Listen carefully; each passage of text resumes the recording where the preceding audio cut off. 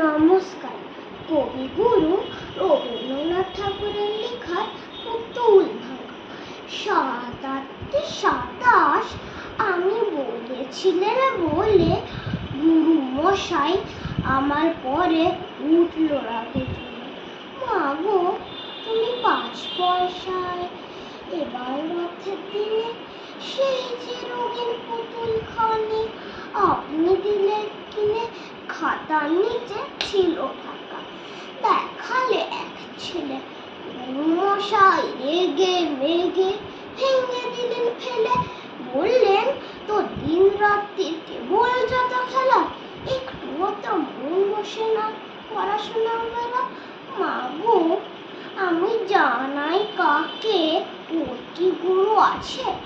আমি যদি নালিশ করি এক্ষুনি তার কাছে, কোন রকম খেলার পুতুল নেই কি মাউল ঘরে? সত্যি কি ওর একটু মন নেই পুতুলের পরে?